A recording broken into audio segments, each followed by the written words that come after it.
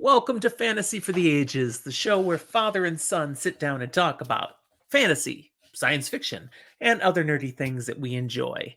Just the father here today, Jim, coming at you with a quick take episode talking about a topic I think you'll enjoy. If I'm right, be sure to like it down below, and we hope you'll subscribe to our channel if you haven't done so yet.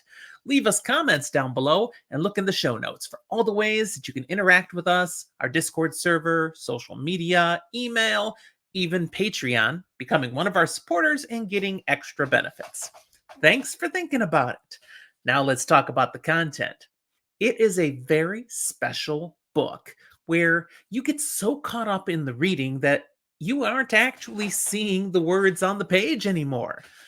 You're just seeing this grand story cinematically taking shape in front of you. It's in your mental eye, it's replaced the words. I mean, every good story does that to an extent, right? But it's only the most excellent of stories that makes the actual mechanics of reading the words seem invisible. The characters, the setting, the events literally lift off the page, and it's all happening in your mind's eye, larger than life. This actually happening is kind of hard to describe. I mean, I'm trying to paint a picture here, but when you come upon a book where this is the case, you'll know exactly what I'm talking about. These stories, they linger in your head, they replay easily again and again. What is it for me that elevates a book to this level? Best that I can identify, here are some commonalities. It's a story that moves with a rapid, energetic pace, with high stakes, pretty intense. There's compelling characters facing significant danger or challenges, and I gotta know what's gonna happen. The plot has me intensely curious to see how it's going to end, and the writing, it's just great, but not too great. It's grabbed my interest for sure, but the vocabulary isn't so verbose and deep that I struggle to comprehend what the author's really trying to say. I'd love to hear what books fit this for you. Which are the ones that come to mind that totally make the words disappear? Because I probably should add those to my TBR if they aren't already. You know, that massive list of over 1,300 books. Yeah, I could always take some more. But as this is my show and not yours, I'm going to bring to you the ones that are already like this for me. And maybe there'll be ones you haven't read and you ought to check out. The ones that, when I read them, completely immersed, the pages disappeared and I was there. So I've got a list for you. Not too many books. Let's check it out.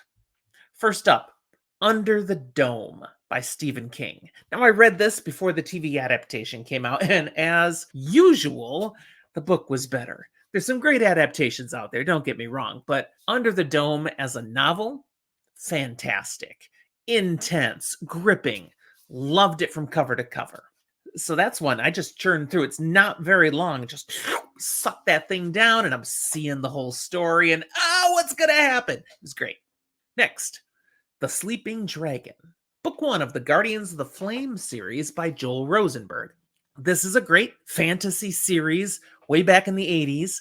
Book one is peak Guardians of the Flame. The quality kind of hangs on for a few books and then it starts to decline. But this first one, oh man, I'm sucked right in. And if you know this story, you know that's kind of a pun. You just see this happening in front of you and you picture yourself in it, and it's amazing. Next up, another Stephen King novel, The Mist. Another short one, actually. Wow, this one's gripping, and the action happens very quickly, and then you're trapped. You can't get out of it. It's, oh my goodness, what is happening is... and you're on the edge of your seat, pins and needles through the rest of the story. Oh, and that ending. Again, there's a great movie adaptation. It's a little different than the book, but it carries the same vibe. And just imagine you're reading that and you're just in this story. Fascinating. Okay, next one is science fiction. Project Hail Mary by Andy Weir. I've done content on this book. You can find Book Blast on it.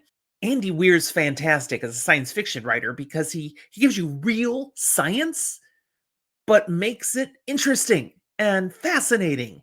And you love reading about this. You get smarter as you go, but it's not so much that it takes you out of the story. He doesn't dumb it down, but he writes it in a way that a non scientific person will get it. And he tells a brilliant story. Again, one where you are grabbed, you care about the characters. There's really not that many characters in this story, and yet you are grabbed. I loved Project Hail Mary, and I think you would too. Next, the Arisen series by Glenn James and Michael Stephen Fuchs. This is a series. There's over 14 books in the series when you count prequels and little novellas. It's zombie apocalypse to the core. I've talked about it before. It's also an adrenaline. Wow, it's a rush. Okay. And so from the moment you start reading it, you are in it and you're pounding away through a zombie apocalypse. It's intense, such a thrill ride. And you're not seeing the page anymore. You're just consuming this constant thrill ride. I've talked about the Arisen series before, but I will throw in here that much of good zombie apocalypse books are like this. You just, no, the pages disappear and you're just reading this as fast as you can because you got to know what's going to happen. The danger is high. The tension is amazing.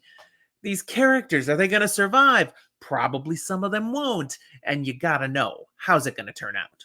So I could list a bunch of these from the zombie apocalyptic subgenre. I'm only going to list one more, though, and that's the Zombie Fallout series. The Zombie Fallout books, there's over 20 of them now, but the first one, and maybe the first 3 or 4 as a whole, yeah, you forget your reading. You just see these characters and what's happening to them because it hits fast and the whole world goes to crap.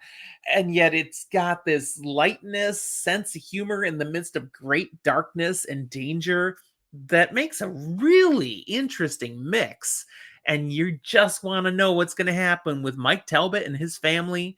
Will he get them all? Will he save them all? And then the people that he comes upon that become found family with him. Wow. A lot of fun. And again, you forget your reading. I've got 3 more to mention. The first one, Malazan, Book of the Fallen, or Malazan, depending on who you talk to. I'm stuck on Malazan. The first 4 books is all I've read, but I feel this way about these books.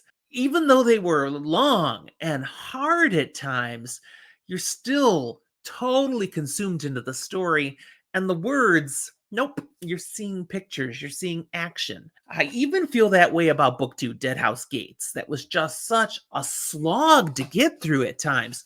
Doesn't matter. You're still in the midst of this desert. You're on the chain of dogs, and seeing the brutal battles and trying to make it to the end. And again, this is not spoilers here, but that's amazing and incredible story. All 4 of those books completely sucked me in.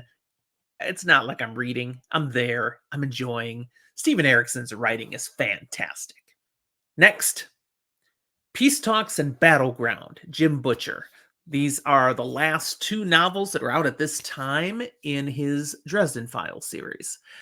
Many of the Dresden Files books I could say this about, but because Peace Talks and Battleground really bring a lot of things to a close, to a head, to a epic conclusion, and they were published very close together, you really got to read them as one bigger book than 2 separate books. There's so much happening, and it is so action-packed, you forget your reading. Just whoom, you're swept away by these. So definitely they fit that for me.